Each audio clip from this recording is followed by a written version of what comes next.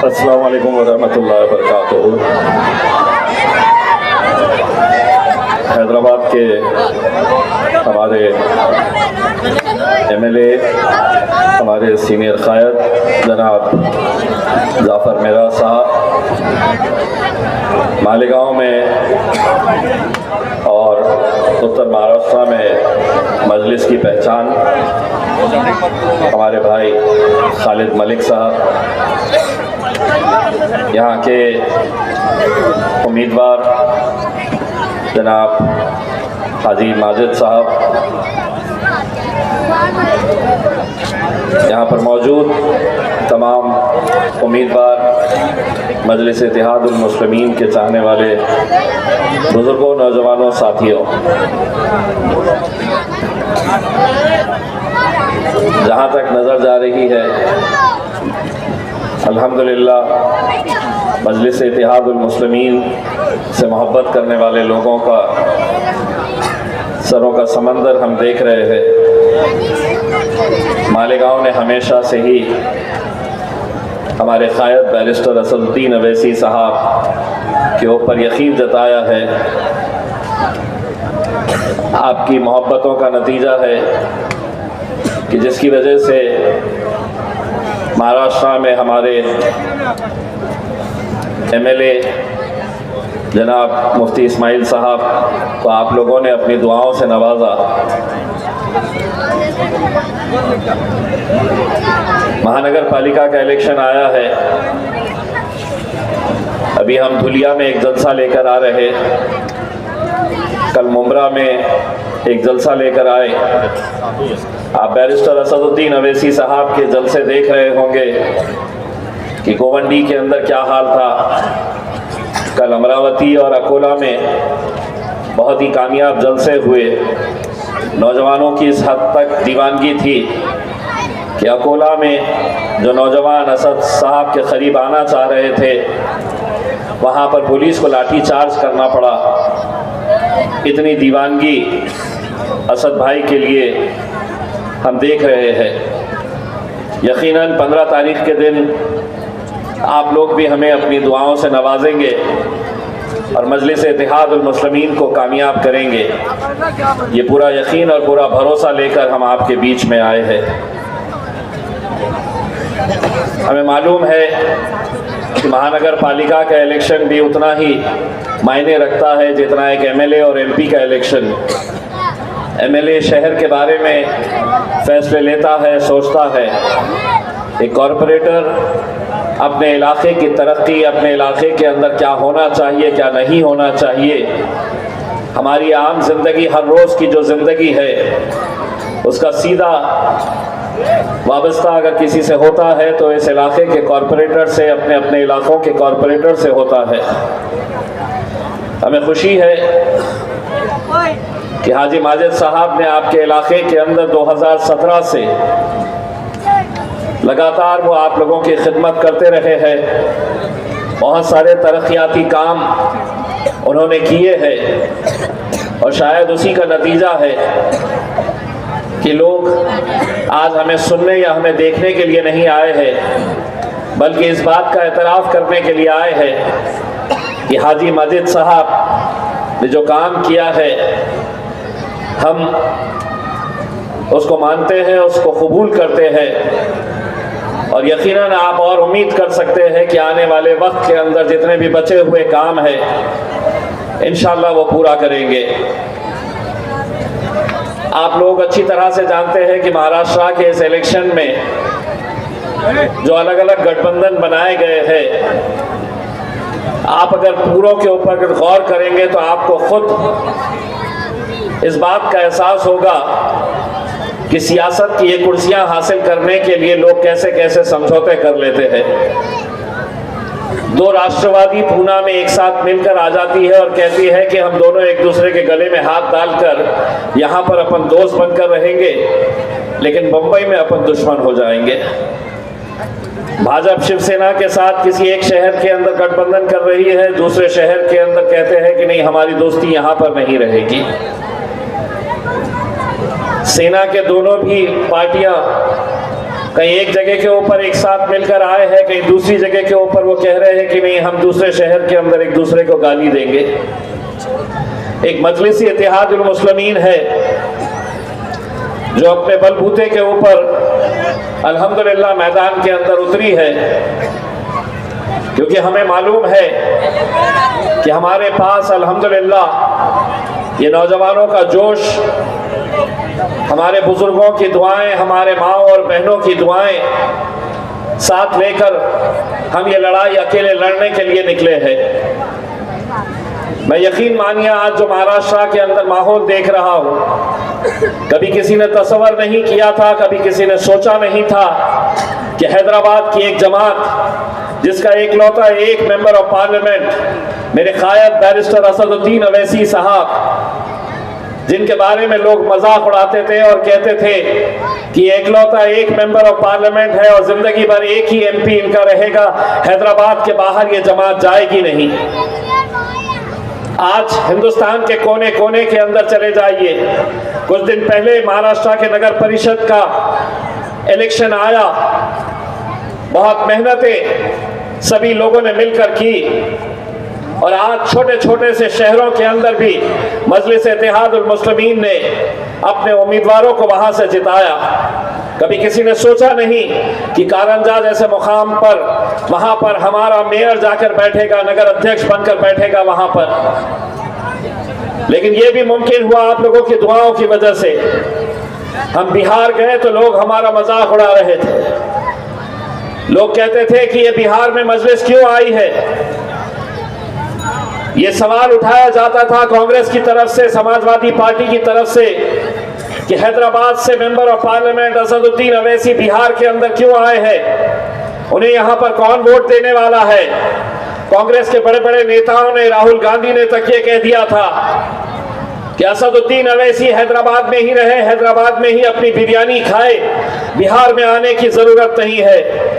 हमने उनसे ये कहा कि वो तो हमारा भाई है, हैदराबाद से आ रहा है, तो आपको इतनी तकलीफ हो रही है। आपके मम्मी तो इटली से आए थे, हमने कुछ कहा था क्या उसके बारे में? वो वहां से आकर हुकूमत कर सकते हैं, यहाँ पर आकर राजनीति कर सकते हैं।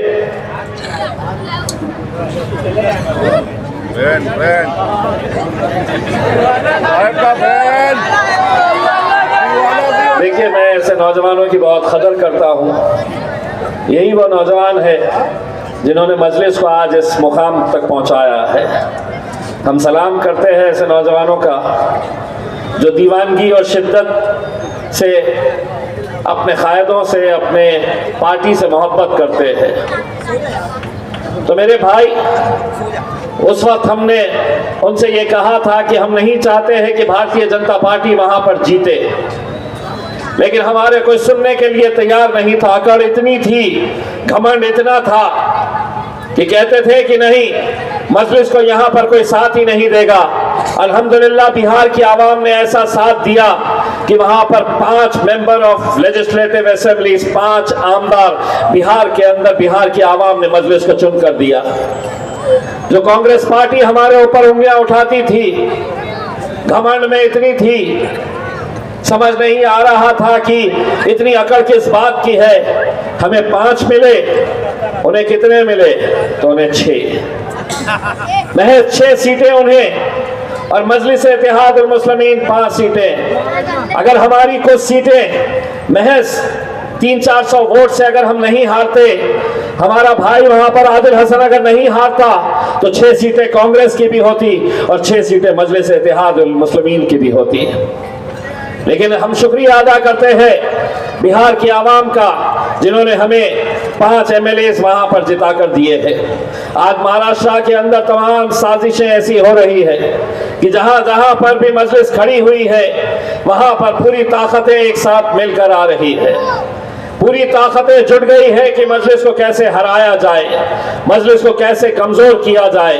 लेकिन आज अल्हम्दुलिल्लाह इस मुकाम के ऊपर हम पहुंच चुके हैं कि जहां पर आवाम ने तय कर लिया है, मुश्किल ही सही, लेकिन अब ये फैसला कर लिया है आवाम ने, न झुकेंगे न डरेंगे, अगर जुड़ेंगे तो उड़ेंगे। हम आपसे जुड़ने की अपील करने के लिए आए हैं। हम आप लोगों से जुड़ने की इल्तिजा करने के लिए आए हैं, और इसलिए भी कि इलेक्शन महज कुछ कॉरपोरेटर्स जीत कर आ जाएंगे इसके लिए नहीं। आज हमारी अपनी क़यादत हम हर उस जगह पे करना चाहते हैं जहां पर इतनी बड़ी तादाद, इतनी बड़ी आवाम हमारी मौजूद है। अगर हम यहाँ पर अपनी क़यादतों को खड़ी नहीं करेंगे तो फिर कहाँ खड़े करेंगे मेरे भाई। इसीलिए आज मैं आप लोगों के बीच में आया हूँ तो सिर्फ ये इल्तिजा करने के लिए आया हूँ कि ऐसे दौर से हम लोग गुजर रहे हैं कि जहाँ पर हर रोज आप देख रहे हैं कि किस तरीके से हमें निशाना बनाया जा रहा है, कैसे हमारे मस्जिदों को, हमारी दरगाहों को, हमारे इबादत गाहों को, हमारे मदरसों को कैसे निशाना बनाया जा रहा है।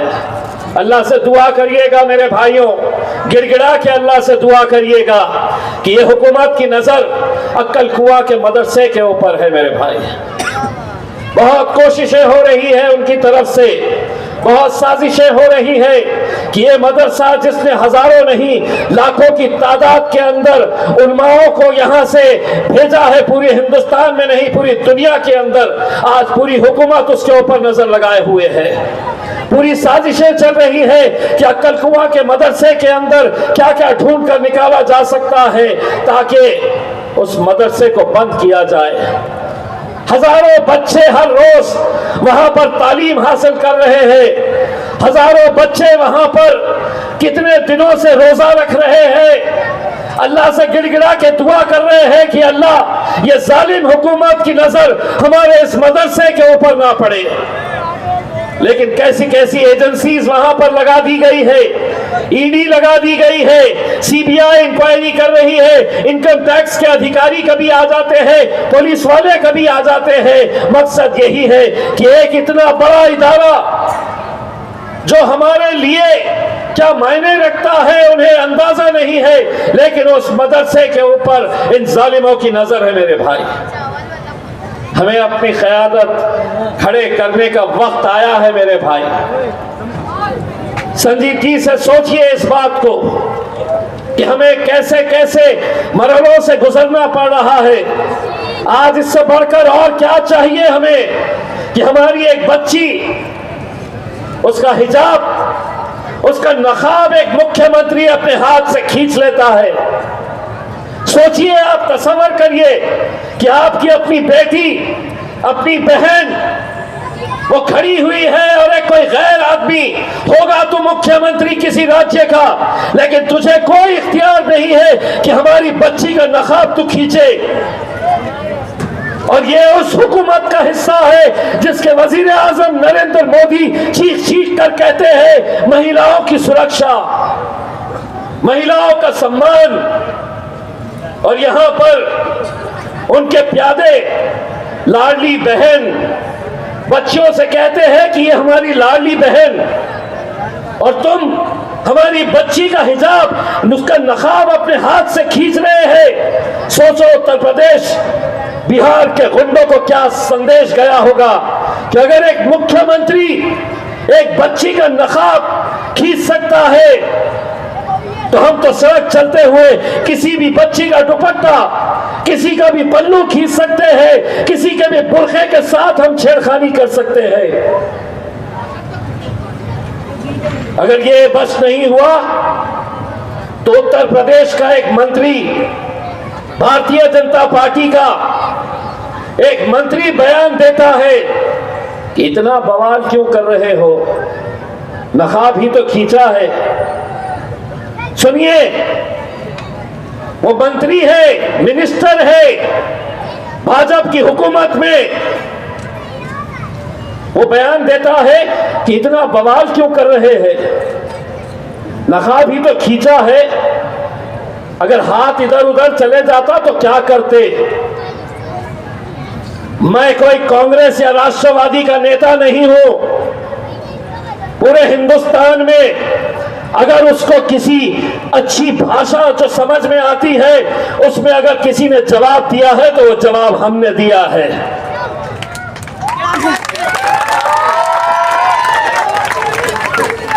कहता है अगर हाथ इधर उधर चले जाए, उसकी पोती की उम्र की वो बच्ची, उसके पोती की उम्र की वो बच्ची के बारे में कहता है कि हाथ इधर उधर चले जाए तो आप क्या करेंगे? तो उसको जवाब मैंने ये दिया कि बच्ची अगर मुसलमान है तो सिर्फ हम मुसलमान बच्ची है बोलकर नहीं, अगर वो बच्ची हिंदू भाइयों की होती, अगर वो बच्ची दलित समाज की होती, ओबीसी समाज की होती, तो हमारा जवाब वही रहता जो आज हमने इस मुस्लिम बच्ची के बारे में दिया कि अगर तू ये सोच रहा है कि तेरा हाथ इधर उधर चले जाता तो सुन अच्छी तरीके से, तेरा हाथ तोड़कर हम दूसरे हाथ में दे डालते। मंत्री है, मैं कुछ भी बोलूंगा, मैं मुख्यमंत्री हूं, मैं किसी का भी नकाब खींचूंगा, किसी का भी हिजाब खींच लूंगा मैं, और कोई बोलने वाला नहीं है। तो सुन अच्छी तरीके से, हम कोई दूसरे पॉलिटिकल पार्टी के मुसलमान गुलाम नहीं है जिन्हें कुर्सी प्यारी है। जब भी ऐसी बातें सामने आएंगी, तुझे जिस भाषा में समझ में आता है उस भाषा में इंशाअल्लाह तुझे जवाब देंगे हम। और क्यों नहीं, क्या हम सुनने के लिए, ये सब अपनी आंखों से देखने के लिए हम बैठे हुए हैं? नहीं, बहुत सालों तक तुम बोलते थे और हम सुनते थे, अब हम बोलेंगे और तुम्हारे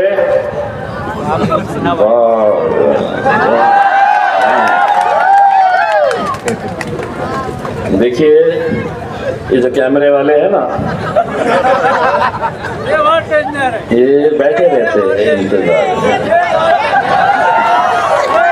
में, कुछ तो बोलेगा।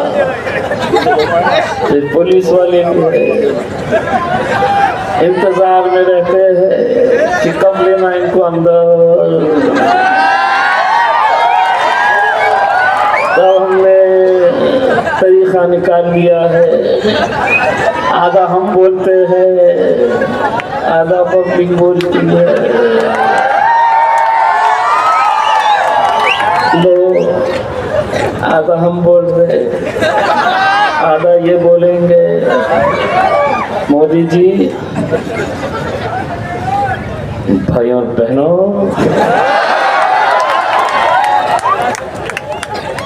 उत्तर प्रदेश का हमारा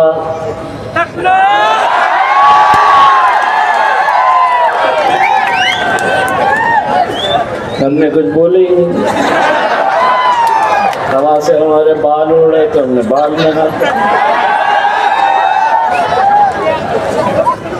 देवा भाव अच्छी तरह से सुन लो, अगर ये समझ रहे हैं कि कुछ भी बोलेंगे कुछ भी करेंगे तो सुनो, इतने सालों तक तुम बोलते थे, हम सुनते थे, अब हम बोलेंगे और तुम्हारे, अब हम बोलेंगे और तुम्हारे होता क्या केस अपने पे कहां से होता? बाबा जी का। जाओ घंटी बजाते बैठो, कुछ नहीं होता, क्योंकि हमको भी समझ में आ गया है कानून सबूत मांगता है। सबूत है, आधा हमने बोले, आधा बस आप लोगों को ये समझना है अच्छी तरीके से। इस दौर के अंदर जो हालात से हम गुजर रहे हैं, इससे बदतर हालात और तसव्वुर मत करिए। सत्ता का घमंड है, हुकूमत हमारी है, हम कुछ भी करेंगे, हम कुछ भी बोलेंगे, तुम्हें सुनना पड़ेगा। तो एक बात अच्छी तरह से समझ लो, अभी सत्ता का नशा है, मगर बहुत पछताएगा उस दिन, तो हमसे क्या हमारे साए से भी घबराएगा।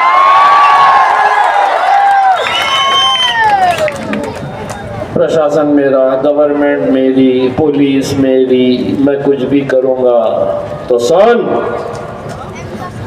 अभी सत्ता का नशा है, मगर बहुत पछताएगा उस दिन, तो हमसे क्या हमारे साए से भी घबराएगा उस दिन, जिस दिन हमारे हाथ से छूटेगा सब्र का दामन, तुझे तेरी औकात का पता चल जाएगा उस दिन।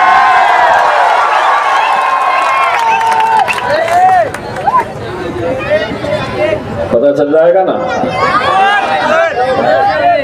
कब तक डराओगे, कब तक हमें बोलने से रोकेंगे? अगर बोलने का इख्तियार उनके पास है, मुझसे कहा मीडिया वालों ने आके कि साहब शिवसेना के और भाजपा के नेताओं ने ये मांग की है कि इम्तियाज जलील ने जो उस मंत्री के बारे में बयान दिया है उसके खिलाफ एफआईआर रजिस्टर होनी चाहिए। मैंने कहा ना मैं एफआईआर से डरता हूं और ना सच बोलने से घबराता हूं। अगर एफआईआर करना है तो पहले नीतीश कुमार के ऊपर करो, अगर एफआईआर करना है तो उत्तर प्रदेश के उस मंत्री के ऊपर करो, फिर उसके बाद हम तो है ही ना दूल्हे भाई, 16 है केसेस 17 हो जाए। सच बोलने की कीमत हम चुका रहे हैं। 16 एफआईआर, एक और 17। लेकिन तुम समझेंगे कि साहब एफआईआर का डर दिखाएंगे तो ये खामोश बैठ जाएंगे, ये कुछ बोलेंगे नहीं। ऐसा नहीं होने वाला है, क्योंकि जानते हैं मैं किसको मानता हूं, उस शख्स को मानता हूं जो पार्लियामेंट के अंदर 550 एक तरफ,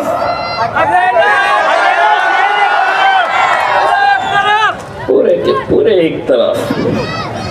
इसीलिए कहते हैं ना 100 सुनार की एक लोहार की तादाद मायने नहीं रखती है। एक ऐसे असदुद्दीन अवैसी साहब को मानने वाले हम गूंगे मुक्को बहरों को भी, जिन्होंने बोलना सिखाया है इस मुल्क के अंदर। मेरे भाई, मैं आप लोगों से सिर्फ इतनी अपील करने के लिए आया हूं, आप लोग 15 तारीख के दिन निकलिए अपने घरों के बाहर।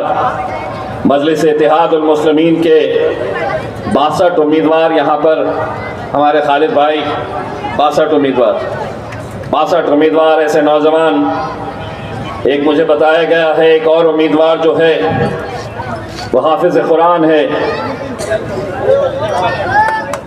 हाफिज कुरान है मेरे भाई। अगर इन्हें नहीं भेजेंगे तो तुम किसे भेजेंगे? किसे भेजेंगे? 2 नंबर का धंधा करने वाले, चरस गांजे का धंधा करने वाले, या सट्टा चलाते? पुलिस वाले साहब उन्हें सट्टा चलाते हैं, उनकी जगह जेल में होनी चाहिए। उन्हें नेता बन के कॉर्पोरेशन में जाना चाह रहे हैं, उठाओ उनको और डालो वहां पे, जिसकी जो जगह है वो वहां पे उनको भेजना चाहिए। ये भी सोचते होंगे कि इनके नेता कैसे कैसे तैयार हो रहे हैं। कोई सट्टा क्या रेती भी चुराते,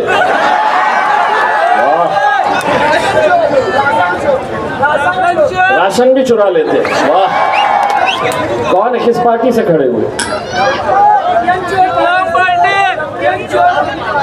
प्रेम चोपड़ा की पार्टी। वल्लाह काम इतने अच्छे। रेती चोर, अनाज चोर, 2 नंबर के धंधे, सट्टा, मटका। क्या बोल रहे चाचा? गोली जोर से बोलो ना, मैं हूं ना। जमीन, जहां जमीन दिख रही वो भी हड़प। और उसके बाद पार्टी का नाम क्या? अल्लाह, पार्टी का नाम देखिए साहब और काम देखिए इनके। कौन चला रहा है ये पार्टी? अच्छा, जाफर भाई ने जो बोले जी जी समझ गया। वो भी टकरा है। तो मेरे भाई पूरे के पूरे भाई, मेरी इल्तिजा ये है, तुम उम्मीदवार वैसे ही रख लो, तुमको ऐसे ही उम्मीदवार मिलने वाले हैं, लेकिन मेहरबानी करके पार्टी का नाम बदल दो। पार्टी का नाम, जो नाम हमारी शिनाख्त, हमारी पहचान है मेरे भाई, पूरी दुनिया इस्लाम को जिस नजरिए से देखती है, आप उस इस्लाम नाम का इस्तेमाल राजनीति के ये घटिया लोगों की वजह से खराब करेंगे। आपको कोई और नाम नहीं मिला था। सियासत सियासत की जगह पे, लेकिन क्या कहेंगे हम? ये लोग क्या कहेंगे कि इस्लाम पार्टी को हमें हराना है, हमारा दीन, हमारा मजहब ये अलग, लेकिन तुम अपनी सियासी दुकान चलाने के लिए अगर ये काम कर रहे हैं तो मैं तुमसे सिर्फ इल्तिजा करूंगा, ये छोरो लुचक्कों को लेके जाइए साथ में, अपने कंधे पे बिठाइए, अपने सर पे बिठाइए, लेकिन इस नाम को बदनाम मत होने दीजिए। पूरी दुनिया के अंदर आज इस्लाम को निशाना बनाया जा रहा है और आप यहां पर अपनी सियासी रोटियां सेकने के लिए ये धंधे कर रहे हैं। मेरे भाई, मैं आप लोगों को सिर्फ यही कहना चाहता हूं, एक ऐसे मुश्किल घड़ी के अंदर हम हैं, एक ऐसा वक्त जहां पर हर कोई हमें निशाना बनाया हुआ है। हर रोज आप सुन रहे हैं, हमसे ये पूछा जा रहा है कि आपका बर्थ सर्टिफिकेट निकालो, आप यहां पैदा हुए थे या नहीं पैदा हुए थे। पुलिस स्टेशन में जाकर बैठ रहे हैं। एक भाजपा का नेता है, तोतला है, तुम यहाँ पैदा होते पता पे पैदा होते।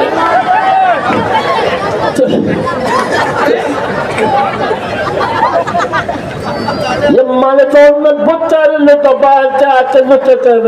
क्या बोल रहा बे? सीधा बोल, वो में से सुपारी निकाल के बात कर। जहाँ वहां घूम रहा, मैंने बहुत सर्टिफिकेट टाइम था, बहुत सर्टिफिकेट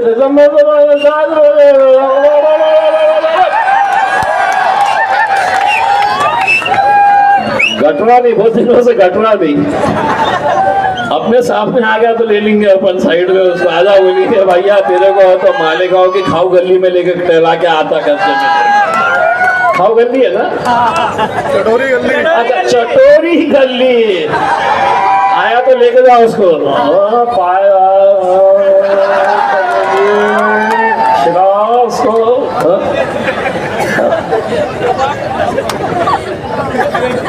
एक मोहतरमा है,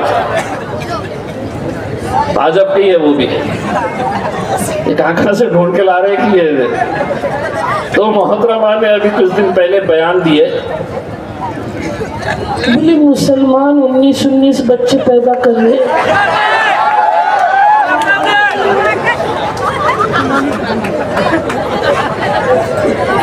मैं मेरे तमाम हिंदू भाइयों और बहनों से बोलना चाहती हूँ कि तुम भी बच्चे पैदा करो। वो लोग 19 बच्चे पैदा कर रहे, पाकिस्तान बनाने का उनका चक्कर है। मेरे साथ थी वो लोकसभा में,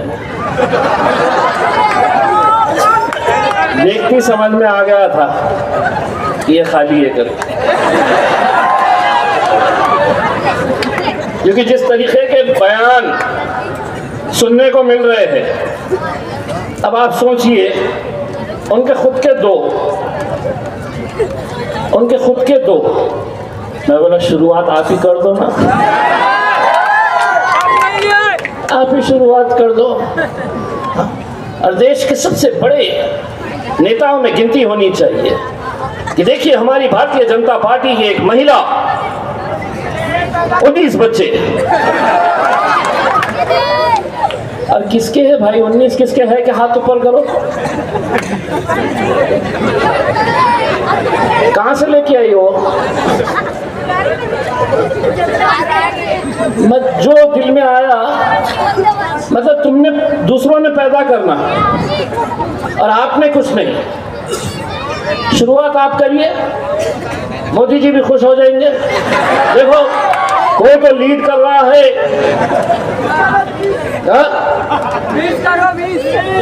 20 कोई नहीं रोका मेरे भाई, कोई नहीं रोका। बढ़ाओ आबादी, देश की बढ़ाना चाह रहे हैं, बड़ा ये ऐसे फजूल की बातें, स्टेटमेंट ये वो।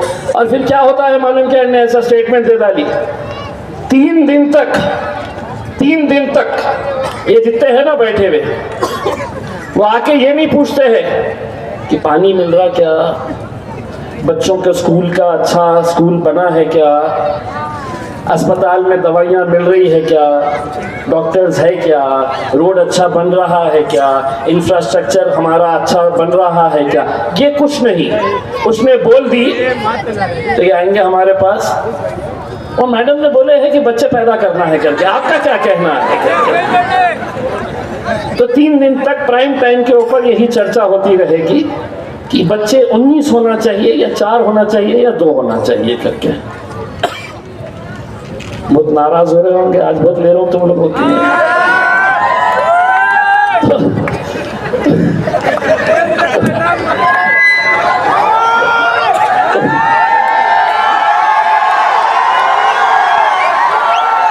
जाके एक आध मर्तबा पूरे के पूरे जाना और यहाँ पे पुलिस वालों से पूछना कि साहब आपको पता नहीं है क्या कि कुत्ता गोली कहाँ मिल रही है करके?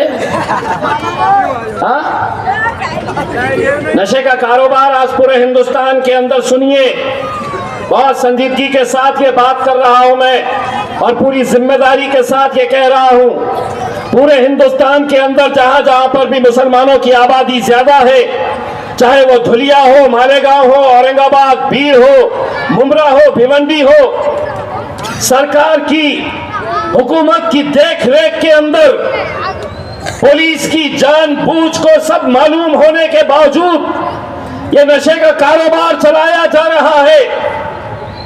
सब जानते हैं कि बेचने वाला, इस्तेमाल करने वाला, ये सभी हमारे लोग 2 पैसा कमाने के चक्कर में पूरी नौजवान नस्ल को कैसे बर्बाद किया जा रहा है और हम तमाशाई बनकर देख रहे हैं। अरे अगर यहां की पुलिस ने तय कर लिया कि हमें नशे का कारोबार बंद करना है, 48 घंटे नहीं लगेंगे, 48 घंटों के अंदर यह पूरा कारोबार बंद किया जा सकता है। लेकिन हुकूमत चाहती है, भाजपा चाहती है, एकनाथ शिंदे चाहता है कि यह नस्ल पूरी की पूरी बर्बाद हो जाए, नशे के अंदर धुत हमारी ताकत खत्म हो जाए। इसीलिए यह सब साजिश खुलेआम चल रही है। बोलना, आज उठाओ किसी बच्चे को और पूछो उससे कि नशे का कारोबार यहां पर कौन कर रहा है, घर का पता बताएंगे कौन कर रहा, सबको पता, सबको मालूम, पुलिस वालों को नहीं पता उनको। मेरे भाई, अगर इन मुद्दों को अगर हमें लड़ना है, अगर आने वाली नस्ल को बर्बादी से बचाना है, तो ये ऐसे नुमाइंदों को भेजिए मेरे भाई, ये ऐसे नुमाइंदों को भेजिए जिनकी जिम्मेदारी रहेगी कि अपने इलाके के अंदर ये 2 नंबर के धंधे बंद कराए, वरना आज आपको इस जहर का असर क्या होने वाला है आप इसका अंदाजा नहीं लगा सकते हैं, नहीं लगा सकते हैं आप। लेकिन आने वाले वक्त के अंदर आप देखेंगे कि कैसे मुझे कोई फर्क नहीं पड़ता है, मेरे घर में थोड़ी आया है, वो दिन इंतजार करिए, वो दिन दूर नहीं है कि मोहल्ले में कोई और इसका इस्तेमाल कर रहा है, आपके घर में भी वो पहुंचने में देर नहीं लगेगी। अगर आज हम इस जहर से नहीं लड़े तो मेरे भाई आने वाला वक्त बहुत मुश्किलों का होने वाला है। आपको मालूम है कि आज इलेक्शन 15 तारीख के दिन है। मजलिस की निशानी क्या है? बोलो क्या है? उड़ाते कैसा? बैठे बात में उड़ाओ।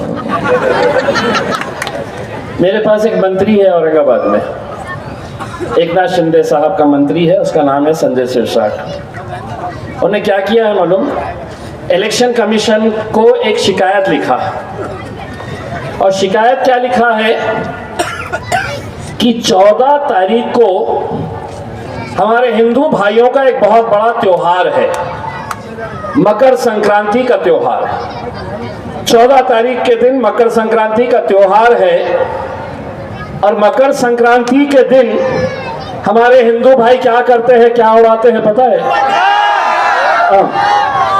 तो ये ज्ञानी आदमी एक पत्र लिखा और लिख के इलेक्शन कमीशन के पास गया और ये मांग की कि हमारा त्योहार है, हमको पतंग उड़ाना पड़ता 14 को, इलेक्शन आ रहा 15 को, तो हम उड़ाएंगे 14 को।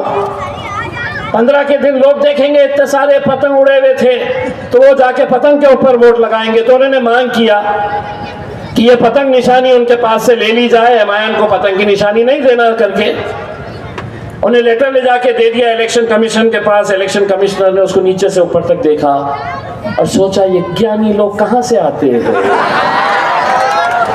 ये ऐसे होशियार लोग कहां से आते हैं, ये कैसे देवा भाव ने और एकनाथ शिंदे ने ढूंढ ढूंढ के ऐसे हीरो को जमा किया है जो ये कह रहा है कि 14 तारीख के दिन पतंग उड़ेगी तो 15 तारीख के दिन लोग जाके, हमारे भी लोग जाके पतंग के ऊपर मोहर लगा देंगे।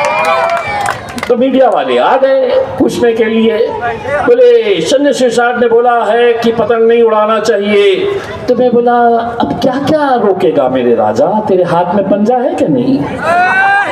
मेरे हाथ में भी है, तो क्या काट के फेंक डालता 10 दिन के लिए कि इलेक्शन आ रहा है? हाँ? ऐसा हो सकता है किसी की निशानी घड़ी है तो घड़ी ही नहीं पहनेंगे, घड़ी की तरफ देखे तो बोले नहीं ये गद्दार है। एक पार्टी की निशानी क्या है मालूम? सूरज। उसका बस चलता तो जाके बोल देता कि नहीं साहब इलेक्शन तक नहीं निकलना चाहिए, बिल्कुल नहीं निकलना चाहिए। मंत्री है साहब, ये हंसने की बात नहीं है, ये मंत्री है। ये हमको मतलब वो इलेक्शन कमीशन के पास गया तो मैं सोचा सीधा भागते हुए जाके नरेंद्र मोदी के पास चल जाऊं। मोदी जी मरना सबको है, मैं भी मरूंगा, वो भी मरेगा, लेकिन जब वो मरेगा तो उसका भेजा निकाल के रखो और दुनिया को दिखाओ कि कैसे कैसे ज्ञानी लोग इस देश के अंदर पैदा हुए। आप सोचिए मेरे भाई, अब मैं मालेगांव के पूरे मेरे हिंदू मेरे भाइयों को मैं ये पैगाम दे रहा हूं, माझ्या हिंदू बांधवांना मकर संक्रांतीच्या हार्दिक हार्दिक शुभेच्छा। 14 तारीख के दिन तुम उड़ाएंगे या नहीं उड़ाएंगे, मकर संक्रांति तो इस बार हम बड़े धूमधाम से मनाएंगे, बड़े धूमधाम से पतंग उड़ाएंगे। और हम ये देखना चाहते हैं कि 14 तारीख के दिन त्योहार बड़ा है या राजनीति बड़ी है। अगर त्योहार बड़ा है तो हाथ में पकड़ना ही पड़ेगा, हमारी उड़ाना पड़ेगा हमारा पतंग। 14 को हम उड़ाएंगे, 15 को तुम बटन दबाएंगे और 16 को इंशाल्लाह हम सब जश्न मनाएंगे। तो है तैयार जश्न मनाने के लिए? और जाते जाते वही नारा जो हिंदुस्तान ही नहीं दुनिया भर में गूंजा है कि तेरा मेरा रिश्ता क्या